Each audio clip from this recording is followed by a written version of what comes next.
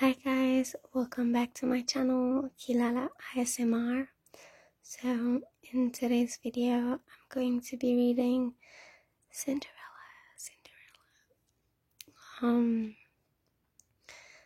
In French. So the French name is Cendrillon. So let's get started.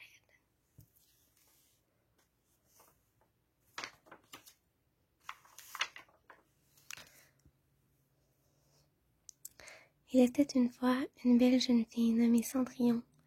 Elle était si gentille que même les souris et les oiseaux étaient ses amis.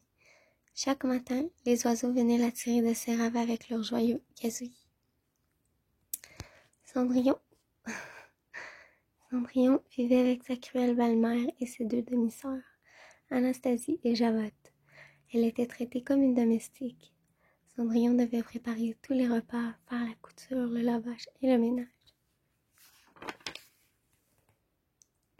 Un jour, un messager du roi se présenta chez elle avec une lettre signée par le roi lui-même.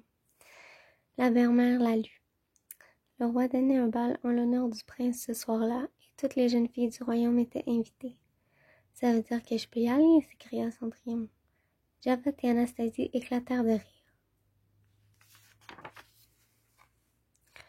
Imaginez Cendrillon dansant avec le prince, gloussa Javotte. Seul le balai a déjà dansé avec hier, renchérit Anastasie. Mais la jeune fille dit que toutes les jeunes filles sont invitées, insista Cendrillon. En effet, acquiesça la belle-mère. Tu pourras y aller si tu as terminé toutes tes tâches et si tu trouves une robe convenable pour aller à un bal. Ah, merci, s'exclama Cendrillon. Elle courut aussitôt à sa chambre. Elle sortit une robe de son coffre. Cette robe appartenait à ma mère, dit-elle aux souris. N'est-elle pas jolie? Il suffit de faire quelques retouches et c'est tout. Les souris n'avaient jamais vu Cendrillon aussi radieuse. Une souris mince du nom de Jack se dit que Cendrillon serait la plus jolie fille au bal, et Gus, la grosse souris, était du même avis. Cendrillon sortit son panier de couture, puis elle ouvrit un livre rempli d'images de jolies robes. « Je vais avoir besoin d'une ceinture et de perles, dit Cendrillon pensivement. À ce moment, sa belle-mère cria « Cendrillon !» Cendrillon s'empressa de descendre. « Cendrillon, lave les planchers !» ordonna sa belle-mère. « Mais je les ai lavés hier, dit Cendrillon. »« Ça m'est égal, lave-les encore, rétorqua la cruelle femme. Puis, époussette les rideaux, lave les fenêtres et termine la couture, ajouta-t-elle. Les souris plaignaient Cendrillon. Cendrillon fait ceci, Cendrillon fait cela, se moquait Jack. Cendrillon n'aura jamais le temps de préparer sa robe. Alors, sa belle-mère ne la laissa pas aller au bal. Pauvre Cendrillon, dit Gus. Une des souris proposa alors « Nous pourrions préparer la robe nous-mêmes. Je suis sûre que nous pouvons y arriver. » Tous les animaux acceptèrent de donner un coup de main. Gus et Jack s'introduisirent dans la chambre des demi-sœurs. Javotte et Anastasie étaient en train de se préparer pour le bal. « Je ne veux plus de cette ceinture, dit l'une. Je n'ai plus besoin de ces perles, dit l'autre. Et elles jetèrent leurs choses. Jack et Gus prirent la ceinture et les perles. « Super, superbe, s'exclama Gus. « Chut, siffla Jack. Il ne fallait surtout pas réveiller Lucifer le chat. » Mais les souris revinrent sains et saufs au grenier. Aussitôt, tous les becs et toutes les petites pattes se mirent au travail. Les animaux mesurèrent et coupèrent et cousirent pendant ce temps. Cendrillon aidait ses demi-sœurs à revêtir leur robe de soirée. « You guys, I don't understand this. I never understood this dress. What is the color scheme anyway? » Finalement, l'heure de partir pour le bal sonna. « Oh, tu n'es pas prête, Cendrillon. » Comme c'est dommage, lança sa belle-mère d'un ton sarcastique. Cendrillon monta à sa chambre lentement. « Ah, et puis, qu'y a-t-il de si extraordinaire à un bal royal, dit-elle. Ça doit être terriblement ennuyant. Et... » Cendrillon soupira absolument merveilleux. Mais sa robe n'était pas prête et elle ne pouvait pas y aller. Puis, Cendrillon ouvrit la porte de sa chambre. « Surprise !» crièrent les souris et les oiseaux. Cendrillon croyait rêver. Sa robe était magnifique. Ah, merci, dit-elle à tous ses petits amis. Elle revêtit la robe et redescendit en vitesse. Ne trouvez-vous pas ma robe jolie? Puis-je aller au bal? Demanda Cendrillon. Javotte et Anastasie n'en croyaient pas leurs yeux. Mère, ce n'est pas possible. Je n'y peux rien, c'est ce qui avait été convenu, commença la belle-mère. Les deux sœurs reconnurent alors les choses qu'elle avait jetées. Ma ceinture, gémit Javotte. Mes perles, hurla Anastasie. Elles se mirent à déchirer la robe de Cendrillon pour reprendre la ceinture et les perles. Lorsqu'elles eurent terminé, la robe de Cendrillon était en lambeaux. Javotte et Anastasie se rendirent alors au bal avec leur mère. Cendrillon courut au jardin. Elle essaya de se rappeler ses rêves de conte de fées, mais elle se dit qu'ils ne se réaliseraient jamais. Ses amis animaux ne l'avaient jamais vue aussi triste. Tout est fini. Je n'ai plus aucun rêve, aucun, pleura Cendrillon. Elle ne remarqua pas les lumières qui scintillaient et dansaient autour d'elle. Mais Jack et Gus les virent et furent éberlués de voir les lumières se transformer en bonnes dames aimables. La dame tapota la tête de Cendrillon et dit « Tu dois bien avoir encore un rêve, sinon je ne serais pas ici. » Et j'y suis. Allons, sèche tes pleurs. Voyons où ai-je mis ma baguette magique.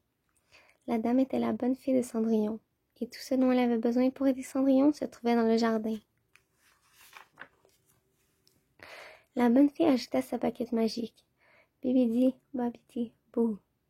4 souris se transformèrent en autant de cheveux blancs. Bibidi, babidi, bou. Une citrouille devint un splendide carrosse et le cheval se métamorphosa en cocher et le chien en laquais.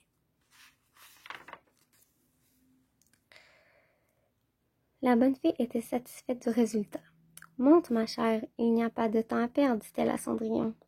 Et ma robe, commença Cendrillon. Ciel, mon enfant, s'écria la bonne fée. Tu ne peux pas aller au bal vêtu de ces haillons. Bibidi, babidi, bou.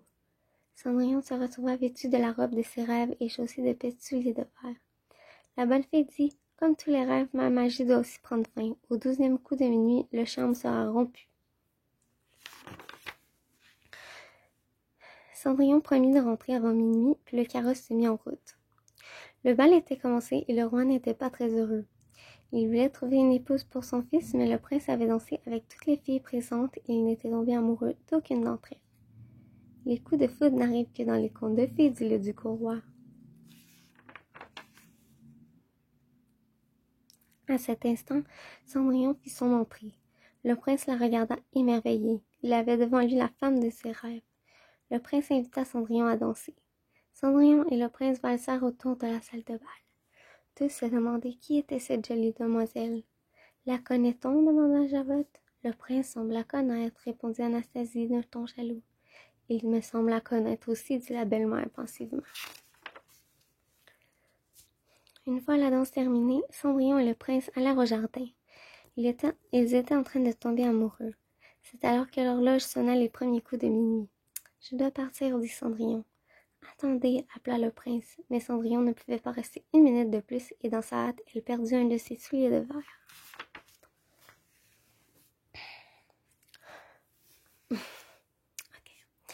Aussitôt, le prince alla montrer le soulier de verre au duc. « Vous devez trouver la jeune fille à qui fera parfaitement ce soulier. C'est elle que je vais épouser, dit le prince. Entre-temps, la robe de Cendrillon était redevenue lambeau. Le carrosse était à nouveau une citrouille. Les chevaux étaient redevenus souris et le cocher, le laquais, cheval et chien. Il ne lui restait qu'un seul soulier de verre. Le duc parcourut le royaume pour trouver la jeune fille, à qui ferait le soulier.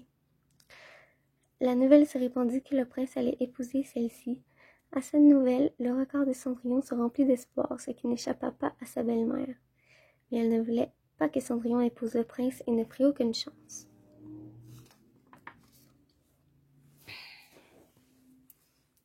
Elle enferma Cendrillon dans sa chambre, puis elle mit la clé dans sa poche et redescendit. Gus et Jack avaient été témoins de la scène. « Il faut que nous libérions Cendrillon » s'écria Jack. Gus était du même avis. Les deux braves souris réussirent à prendre la clé.